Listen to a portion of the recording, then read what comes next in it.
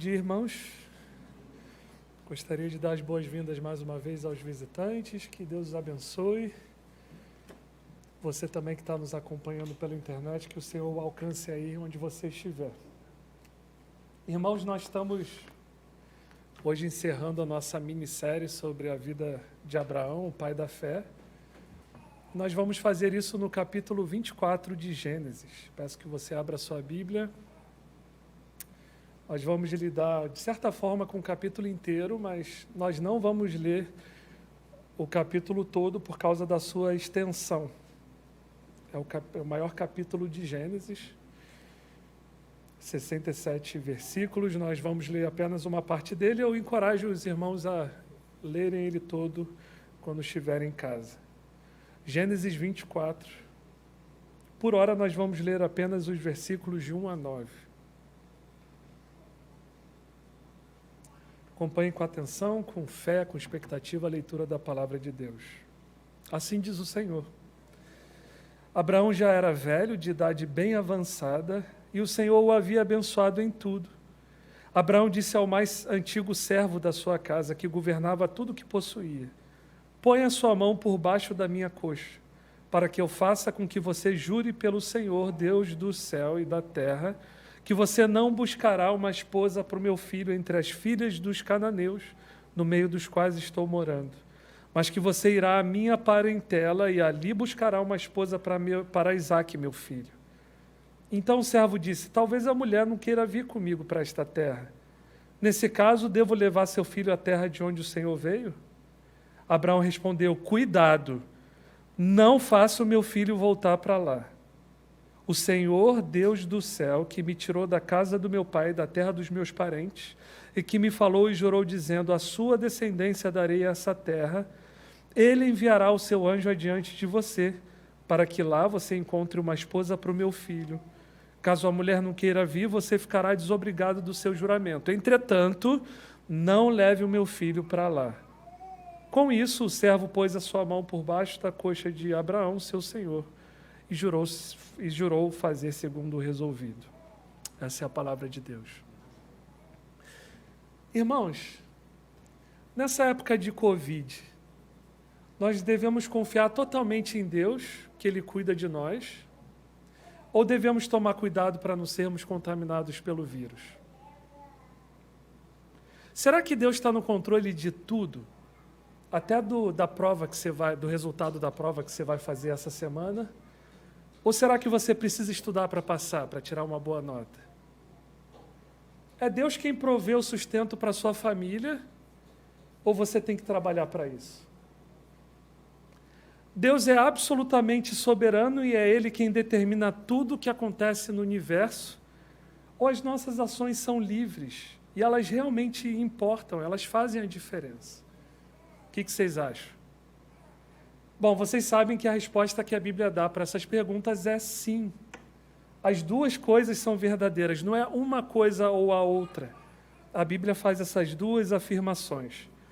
Primeiro, ela afirma que tudo o que acontece no universo está absolutamente fixo e determinado pelo decreto soberano de Deus. E, ao mesmo tempo, a Bíblia também afirma que a nossa vontade é livre de qualquer coerção externa. Nós somos criaturas livres que fazemos escolhas reais, escolhas que fazem a diferença. Deus não está forçando você a fazer nada. Nada força você a fazer absolutamente nada. Tudo que você faz, tudo que você decide, você está fazendo porque você quer. Esse é o ensino das Escrituras. Você é o único responsável por tudo que você faz. Se você faz algo bom, algo heróico, se você faz algo ruim, algo egoísta, algo mesquinho, algo tolo, haverá consequências e você está fazendo isso porque você quer. Ninguém está forçando você a fazer isso. Deus não está forçando você a fazer isso. Você não é uma marionete na mão de Deus.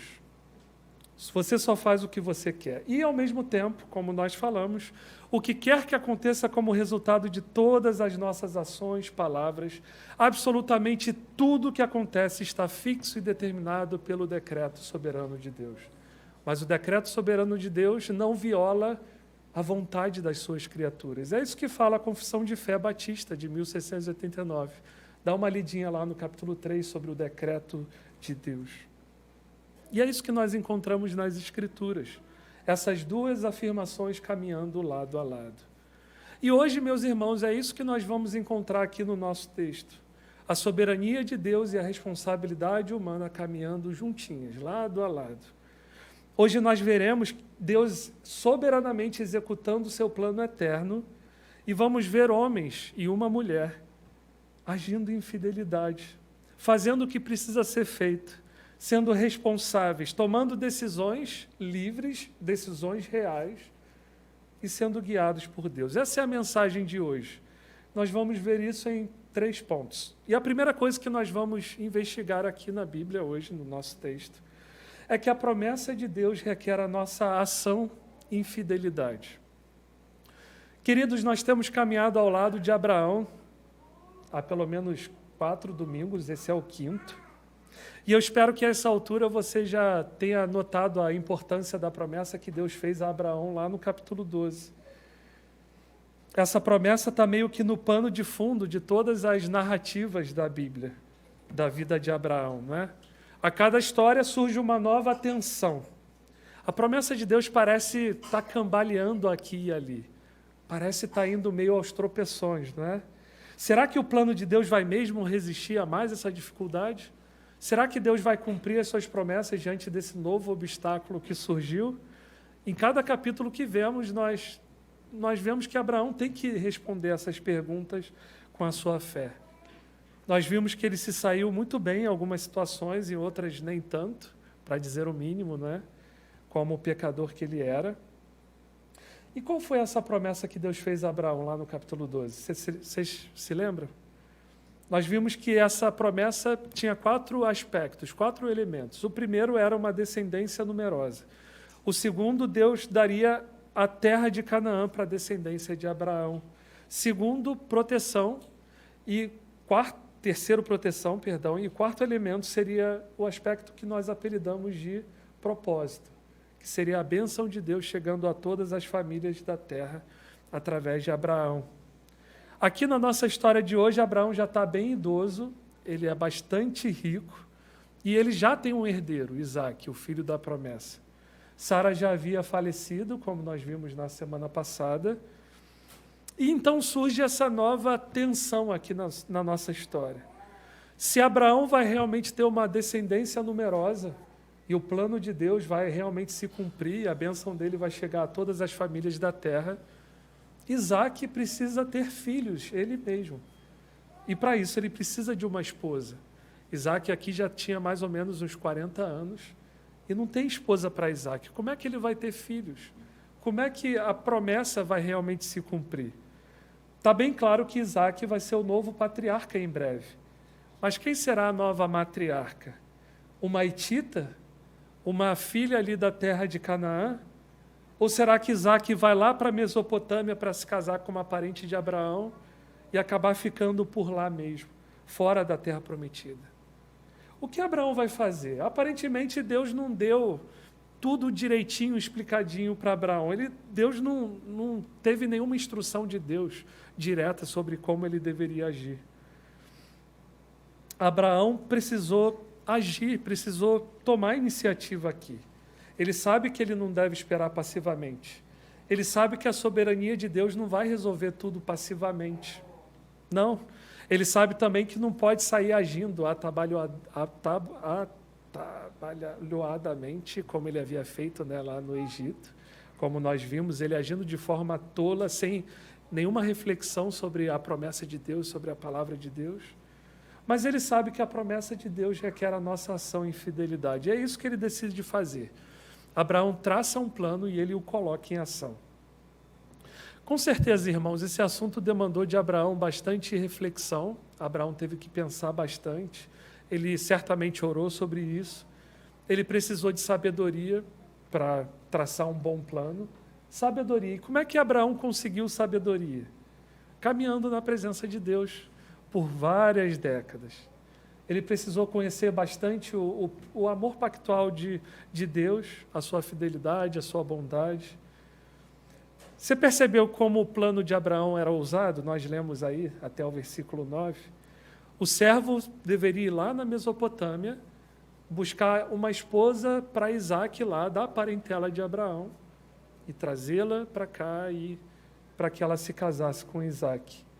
Vejam quantas coisas podiam ter dado errado, irmãos. Um monte de variável estava fora do controle de Abraão. O servo, por exemplo, poderia simplesmente não encontrar a família de Abraão, ou se ele encontrasse, poderia não haver nenhuma moça virgem disponível para se casar com Isaque. E mesmo que ele encontrasse essa moça virgem da família de Abraão, quem garantiria que a família dela liberaria essa moça para ir com um servo para se casar com Isaque, ou mesmo que ela quisesse ir? Tantas coisas que Abraão não poderia controlar, irmãos. Mas ele estava bem tranquilo, você viu?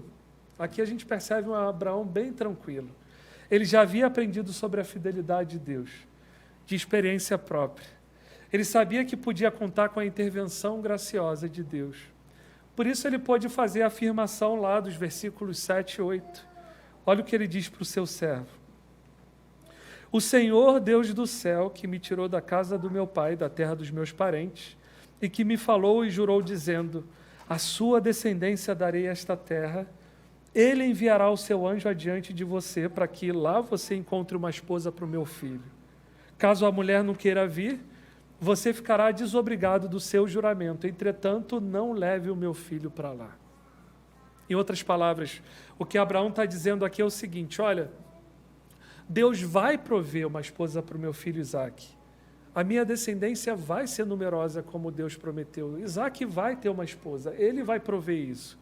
E se ele decidir não usar esse nosso plano aqui para isso, nós vamos deixar inteiramente nas mãos dele, para ele resolver isso da forma como lhe aprouver. Não vou tentar tomar a situação nas minhas mãos, como já havia feito anteriormente. Nada de tentar tomar atalhos dessa vez. Deus vai prover. É isso que Abraão está falando para o servo aqui. Queridos, Abraão conhece a soberania de Deus sobre todas as coisas e o seu amor pactual. Ele experimentou isso não uma, não duas, não 3 vezes. São mais de 6 décadas, 62 anos que Abraão tem aqui andando já com Deus, desfrutando do seu cuidado, seja em tempos bons, seja em tempos de seca, de escassez, de fome. E isso foi forjando nele essa confiança em Deus, essa tranquilidade, essa sabedoria. Percebe que é um Abraão bem diferente daquele que desceu para o Egito? O plano dele é ousado, irmãos. Mas, por outro lado, o plano dele também é cuidadoso. É um plano totalmente a par da realidade ao seu redor, da situação dos povos cananeus, do seu próprio coração, do coração de Isaque. Ele não é ousado no sentido tolo da palavra, não, de forma alguma. Abraão está totalmente em contato com a realidade aqui. O plano dele é bastante cuidadoso, e nós podemos ver isso nas 2 cláusulas não negociáveis que ele coloca aqui nessa aliança que ele faz com o seu servo. A primeira delas está lá no versículo 3 e 4. Dá uma olhadinha. Você não buscará uma esposa para o meu filho entre as filhas dos cananeus, no meio dos quais eu estou morando, perdão. Mas você irá à minha parentela e ali buscará uma esposa para Isaque, meu filho. Ou seja, cláusula não negociável número 1. Isaque não deve se casar com uma das filhas dos cananeus. O servo deveria buscar uma mulher para se casar com Isaque, lá da parentela de Abraão. Você percebe como Abraão estava totalmente em contato com a realidade? Ele conhecia os povos que estavam morando lá em Canaã. Ele sabia das suas práticas, da sua idolatria. Ele sabia que os cananeus seriam julgados em breve por Deus. Ele sabia que os seus próprios descendentes herdariam aquela terra, não aqueles povos que estavam morando ali. Um dos autores comentou isso, dizendo que se Isaque herdaria a terra prometida, então ele não deveria se casar com uma mulher que não herdaria a terra prometida. Irmãos, isso aqui é importante. Abraão sabe que o casamento de Isaque é crucial para a continuidade da aliança.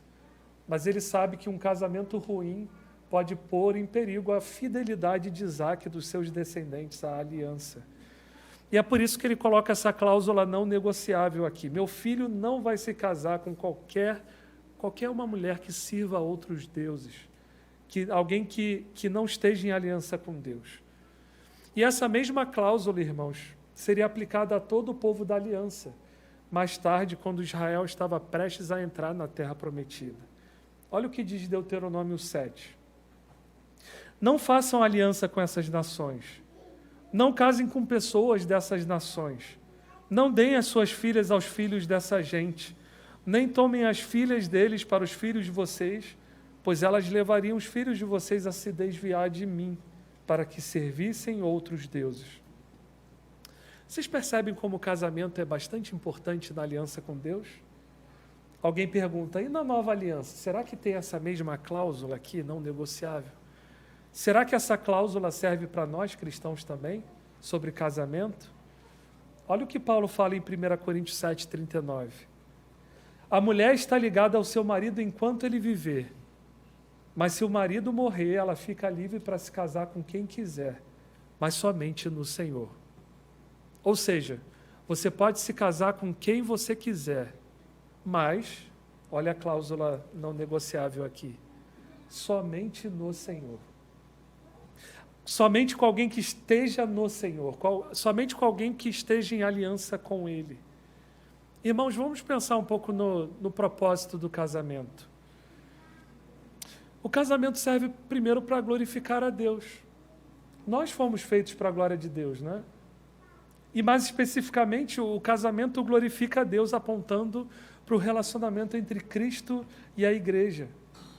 Você sabia, meu irmão, que a forma como você trata a sua esposa e como ela trata você diz algo sobre como Cristo trata a igreja e vice-versa? O nosso casamento deve servir de testemunho sobre o amor pactual entre Cristo e a igreja.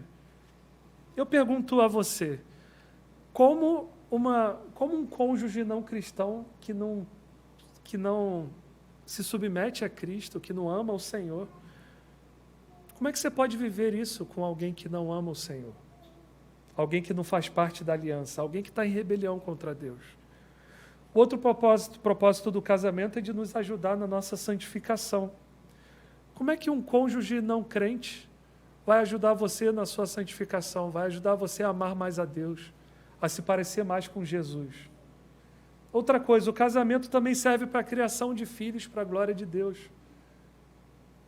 Como é que você espera que um cônjuge não crente ajude você nessa tarefa? Alguém que não entende esse propósito do casamento. Talvez você, meu irmão, minha irmã, já esteja nessa situação porque você se converteu depois de ter se casado e o seu cônjuge ainda não veio a Cristo. Eu quero encorajá-lo nessa manhã. Continue confiando na bondade de Deus. A graça dele te basta. Continue orando pela conversão do seu cônjuge. E conte com as nossas orações também. A igreja tem orado por isso. Por vários de vocês aqui, que fazem parte da nossa igreja.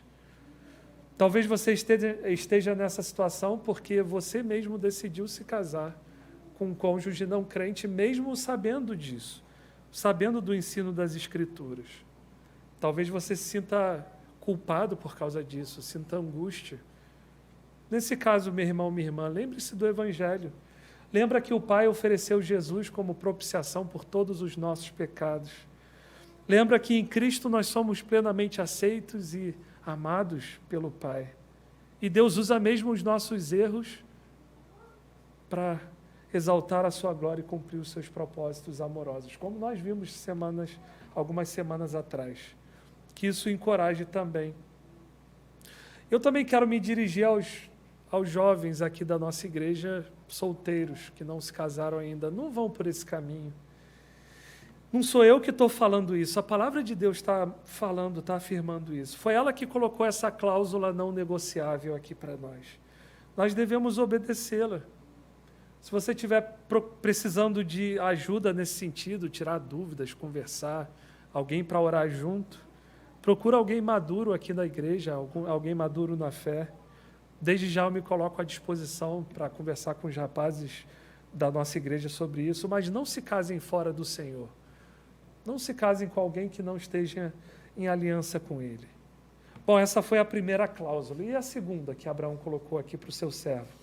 Dá uma olhadinha nos versículos 5 e 6. Então o servo disse: talvez a mulher não queira vir comigo para essa terra. Nesse caso, devo levar o seu filho à terra de onde o Senhor veio? Abraão respondeu: cuidado, não faça o meu filho voltar para lá. Ou seja, a cláusula não negociável número 2. Isaque precisa permanecer na terra prometida, andando como peregrino. Exatamente como Abraão. Abraão conhece o seu coração. Ele conhece a tentação que é achar uma terra boa, de repente, cheio de parente que está morando lá e acabar se fixando por lá. Ele sabe que talvez isso seria uma tentação para Isaque. Isaque estaria fora da terra prometida, mesmo casado com uma das parentes de Abraão, não é? Mas isso seria uma infidelidade à promessa de Deus, à aliança com ele. Então Abraão traça esse plano que é ousado e cuidadoso ao mesmo tempo. Ele chama o seu servo mais antigo, aquele que governava tudo o que ele possuía, e faz com que esse servo jure solenemente para ele. Certamente era o servo mais preparado que ele tinha, mais capaz. É um assunto de suma importância, então vamos comissionar a pessoa que tem mais competência para essa missão. Alguns comentaristas acham que era Eliezer de Damasco, aquele que teria sido herdeiro de Abraão, se Abraão não tivesse tido filhos, né? Mas a verdade é que o texto não fala quem era. Era um servo anônimo, nós não sabemos nem o nome dele, mas era, sem dúvida, como nós veremos na sequência do texto, um servo fiel, diligente e piedoso que também age por fé. E olha só que lição importante para nós, não é? Aqui está o plano de Deus em ação. Aqui está o plano cósmico e eterno de Deus de trazer o seu filho ao mundo para resgatar os seus eleitos. Quem é que Deus usa numa tarefa tão importante assim? Conseguir uma esposa para Isaque. É uma tarefa importante, irmão. Se Isaque não tiver filhos, o prometido descendente da mulher não vem. Todo mundo está perdido se Isaque não se casar. Numa tarefa tão importante, quem é que Deus escolhe para... Quem é que Abraão, Deus através dele, né? Quem é que Abraão escolhe? Um servo, nós nem sabemos o nome dele. Está lá um servo de Abraão, mas que ele está agindo em fidelidade, um servo que age de forma diligente. Não é encorajador isso para nós? Queridos, nós cristãos também precisamos agir assim, agir em fidelidade ao pacto. Existem os meios da graça, os meios de graça, e nós precisamos fazer uso deles corretamente. A leitura da Bíblia, oração, meditação das Escrituras, o culto público, comunhão com os irmãos. Nós devemos trabalhar diligentemente para a nossa santificação, devemos nos empenhar na evangelização dos de fora. Nós devemos agir, irmãos. Bom, esse foi o nosso primeiro ponto. Nós precisamos agir em fidelidade enquanto aguardamos o cumprimento final das promessas de Deus. E o que nós vamos ver agora no nosso segundo ponto é que a promessa de Deus é sustentada pela providência dele. Vamos ler do versículo 10 ao 28. Acompanhe aí, por favor, meus irmãos. Acompanhe, por favor. É uma leitura um pouco extensa, mas vamos juntos aqui. O servo pegou 10 dos camelos do seu senhor e, levando consigo uma parte dos bens dele, levantou-se e partiu para a Mesopotâmia, para a cidade onde Naor havia morado. Fora da cidade, fez os camelos se ajoelharem junto a um poço de água. Era de tardinha, a hora em que as moças saem para tirar água. Então o servo orou: ó Senhor, Deus de meu senhor Abraão, peço-te que me ajudes hoje, seja bondoso para com meu senhor Abraão.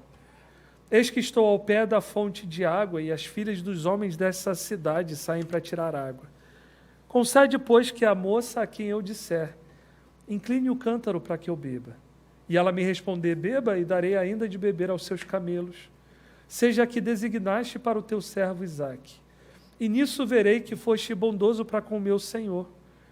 Antes que ele acabasse de orar, eis que surgiu Rebeca, filha de Betuel, filho de Milca, mulher de Naor, irmão de Abraão, trazendo um cântaro sobre o ombro. A moça era muito bonita, virgem, a quem nenhum homem havia possuído. Ela desceu até a fonte e encheu o seu cântaro e subiu. Então o servo correu ao encontro dela e disse: peço que me deixe beber um pouco de água do seu cântaro. Ela respondeu: beba, meu senhor. E prontamente baixando o cântaro para a mão, deu-lhe de beber. Depois de lhe dar de beber, disse: vou tirar água também para os seus camelos, até que todos bebam. E apressando-se em despejar o cântaro no bebedouro, correu outra vez ao poço para tirar mais água. Ela tirou água para todos os camelos. O homem a observava em silêncio, atentamente, para saber se o Senhor teria levado a bom termo a sua jornada ou não. Mas os camelos acabaram de beber. Quando os camelos acabaram de beber, o homem pegou um pendente de ouro pesando 6 gramas e 2 pulseiras para as mãos dela, pesando 120 gramas de ouro. Em seguida perguntou: diga-me, de quem você é filha? Será que na casa do seu pai haveria lugar para eu e os que estão comigo passarmos a noite? Ela respondeu: sou filha de Betuel, que é filho de Milca e de Naor. E acrescentou: temos palha, muito pasto e lugar para passar a noite. Então o homem se inclinou e adorou a Deus.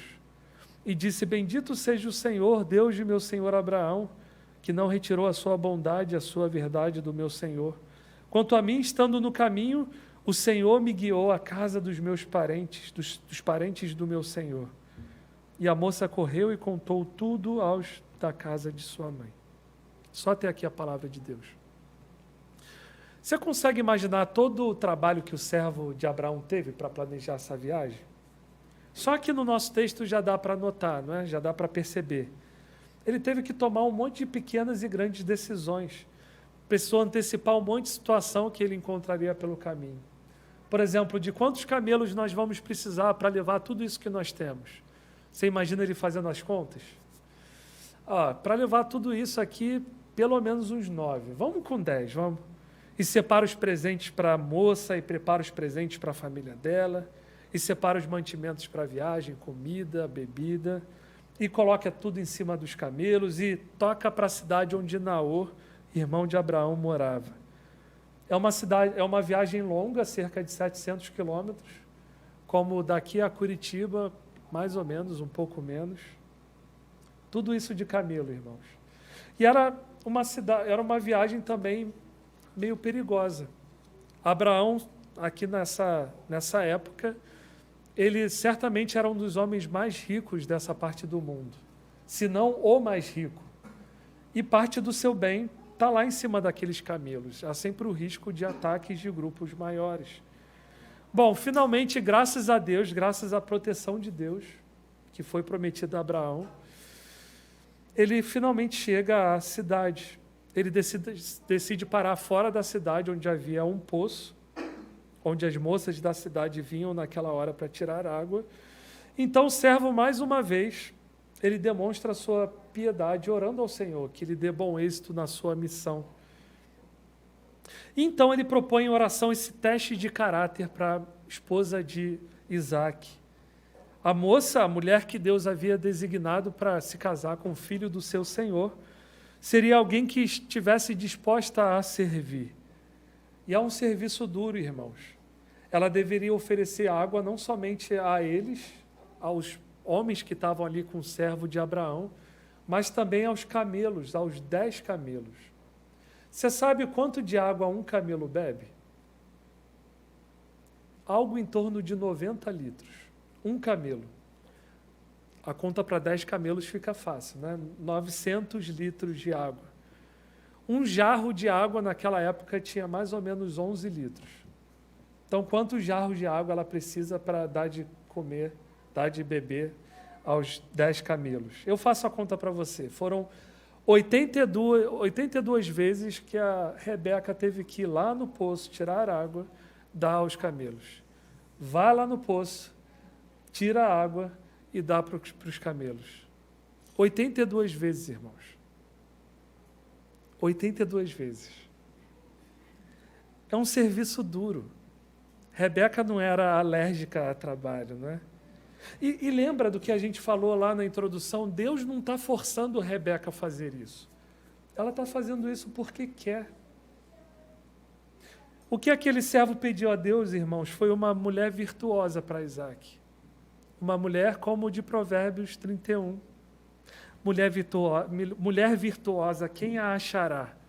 E a oração do servo foi: Senhor, que eu ache essa mulher aqui, para que se case com Isaac. E o texto diz que antes que ele tivesse terminado essa oração, surgiu Rebeca, estava lá Rebeca. O servo a viu, se apressou e pediu para que ela desse de beber a ele. E ela prontamente se ofereceu de forma voluntária: olha, eu vou dar de beber, mas deixa eu dar de beber também aos seus camelos. Irmãos, olha a sabedoria, olha a soberania de Deus também nisso. Olha a providência de Deus atuando aqui. Calhou do servo de Abraão ter chegado no lugar certo, na hora certa.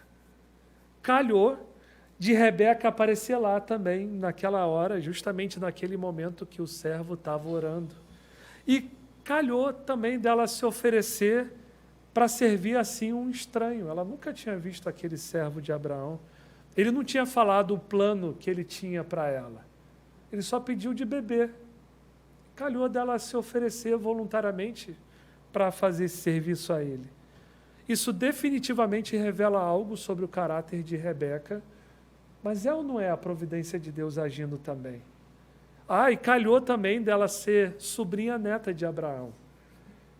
Com toda razão, meus irmãos, o servo pôde exclamar, como ele fez lá no versículo 27, o Senhor me guiou à casa dos parentes do meu Senhor. Irmãos, não tenham dúvidas, Rebeca estava destinada a se casar com Isaac. E isso antes da fundação do mundo. Isso havia sido decretado por Deus desde a eternidade. Mas não é fascinante ver a providência de Deus agindo? E não é fascinante como os decretos de Deus não violam a liberdade das suas criaturas?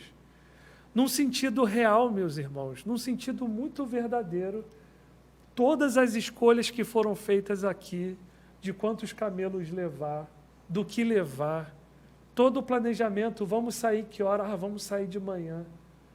E o planejamento de Rebeca, vou lá nesse horário para pegar água no poço.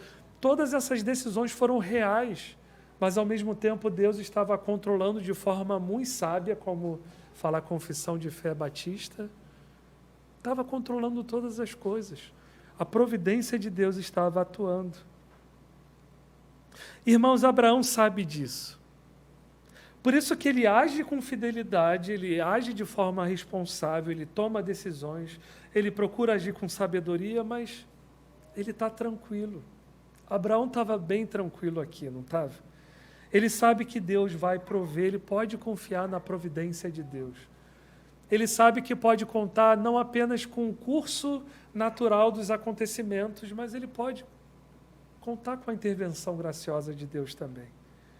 E qual é a nossa reação apropriada diante da maravilhosa providência de Deus? É a mesma do servo de Abraão. Olha os versículos 26 e 27. Então o homem se inclinou e adorou o Senhor. E disse: bendito seja o Senhor, Deus de meu senhor Abraão, que não retirou a sua bondade e a sua verdade do meu Senhor. E essa não é a última vez que nós vemos ele fazendo isso, louvando a Deus por causa da sua providência. Depois que o pai de Rebeca e Labão, o irmão dela, consentem que ela vai se case com Isaac, novamente o servo de Abraão se prostra no chão e adora o Senhor, lá no versículo 52. Como escreveu Dale Davis no seu comentário, e não seria essa a única resposta que podemos dar a esse Deus, que nos mostra mais tarde que ele esteve ali silenciosamente o tempo todo, talvez trabalhando com pessoas, momentos, reações e circunstâncias com que nunca poderíamos ter sonhado? Não é essa a única reação apropriada? Bom, irmãos, esse foi o nosso segundo ponto. Nós vimos que a providência de Deus é sustentada, a promessa de Deus é sustentada pela sua providência. E o que nós vamos ver agora no nosso terceiro e último, e o mais curto dos 3 pontos, tá, crianças? É que a provisão de Deus satisfaz os seus servos. Acompanha comigo, por favor, a leitura a partir do versículo 61 e em diante. Então Rebeca se levantou com as suas servas e, montando os camelos, seguiram o homem. O servo de Abraão tomou Rebeca e partiu. Ora, Isaque veio de Beer-Lahai-Roi, porque morava na terra do Negueb. Ao cair da tarde, Isaque saiu para meditar no campo. Erguendo os olhos, viu, e eis que vinham camelos. Também Rebeca levantou os olhos e, vendo Isaque, desceu do camelo. E perguntou ao servo: quem é aquele homem que vem pelo campo ao nosso encontro? O servo respondeu: é o meu senhor. Então ela pegou o véu e se cobriu. O servo contou a Isaque todas as coisas que havia feito. Isaque a conduziu até a tenda de Sara, mãe dele. Ele tomou Rebeca e esta se tornou a mulher dele. Ele a amou, e assim Isaque foi consolado depois da morte da sua mãe. Bom, finalmente estamos de volta à terra de Canaã, para o final feliz do nosso romance aqui. O servo de Abraão está chegando com Rebeca vindo do norte, Isaque está vindo do sul, que ele estava morando no Negueb, e ele estava passeando lá no campo no final da tarde. O nosso texto traduz esse verbo como meditando. Na verdade, segundo alguns especialistas em hebraico, ninguém sabe exatamente o que esse verbo significa, então ele estava lá passeando no campo. Isaque lá, no fim da tarde, o sol se pondo, Isaque passeando. Parece cena de filme, não é? Rebeca desce do camelo e se cobre com um véu. Isaque se aproxima, o servo lhe conta tudo o que havia acontecido. Isaque olha para Rebeca e vê que ela era muito bonita, como diz o versículo 16. Como Sara, sua mãe, era muito bonita. Então, se alguém fizesse uma comédia romântica dessa história aqui, o versículo 67 seriam aqueles últimos 5 minutos, onde tudo se resolve e o casal finalmente vive feliz para sempre. Olha só o versículo 67. Isaque a conduziu até a tenda de Sara, a mãe dele. Ele tomou Rebeca e esta se tornou a mulher dele. Ele a amou. E assim Isaque foi consolado depois da morte de sua mãe. Queridos, o que está em jogo aqui nessa história que a gente leu? Sabe o que está em jogo aqui? Está em jogo a promessa que Deus fez a Abraão. Está em jogo a vinda do descendente da mulher que vai esmagar a cabeça da serpente. Está em jogo, como eu falei, é um plano cósmico e eterno que está em jogo aqui. Se Isaque não se casar com Rebeca, não tem salvação para nós. Mas olha só o que o texto nos ensina também. Você prestou atenção à última frase do capítulo, lá no versículo 67? E assim Isaque foi consolado depois da morte de sua mãe. Deus usou toda essa situação também para consolar Isaque, não é? Sara morreu havia pouco tempo. Certamente Isaque sofreu por causa disso. Então o que Deus fez? Deus separou para ele uma esposa, alguém para amá-lo, a quem ele também amaria de volta. Para Deus, Isaque não é mais uma engrenagem na sua máquina. Isaque não é uma marionete na mão de Deus. Deus se importa com Isaque, não é? Irmãos, esse texto nos ensina que Deus está sim ocupado com as grandes coisas, com as coisas cósmicas e eternas, com seu plano da redenção imenso. Mas Ele também está ocupado com as pequenas coisas, com as nossas pequenas necessidades.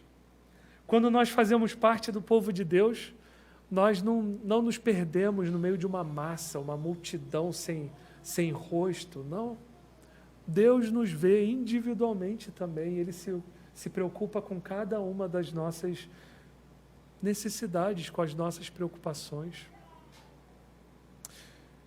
Nós aprendemos aqui nessa história que a provisão de Deus satisfaz os seus servos. Não é isso que fala aquela música que nós gostamos bastante, aqui na igreja pelo menos? Nas estrelas vejo a sua mão, no vento ouço a sua voz. Deus domina sobre terra, sobre mar. Mas o que Ele é para mim? Para mim. Até que um dia o seu amor senti, a sua imensa graça eu recebi. Descobri que Deus não vive longe lá no céu sem se importar comigo, mas agora ao meu lado está. Cada dia eu sinto o seu cuidar, ajudando-me a caminhar. Tudo Ele é para mim. E assim que termina esse romance do pacto. Esse romance nos ensina o quê, meus irmãos? Esse romance nos ensina que é Deus quem controla todas as coisas e que absolutamente está no controle de tudo que existe no universo? Ou ele nos ensina que nós devemos ser responsáveis e agir em fidelidade ao pacto, fazer o que precisa ser feito? Ou ele nos ensina que Deus cuida de nós, de cada uma das nossas necessidades? E a resposta é sim, claro. Ele ensina tudo isso. Vamos orar?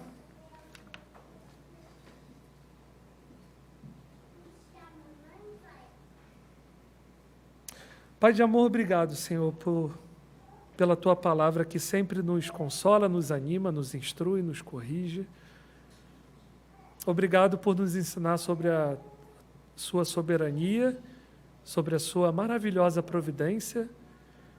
Obrigado por nos ensinar sobre a nossa responsabilidade, sobre a importância de nós sermos sábios, agirmos em fidelidade ao pacto. E obrigado por nos ensinar que o Senhor está cuidando de nós, que o Senhor cuida das nossas pequenas necessidades. Que o Senhor nos ajude, Pai, a, olhando para isso, olhando para Ti, fazermos tudo o que precisamos fazer de forma fiel, de forma diligente, confiando inteiramente na Tua graça. Em nome de Jesus. Amém.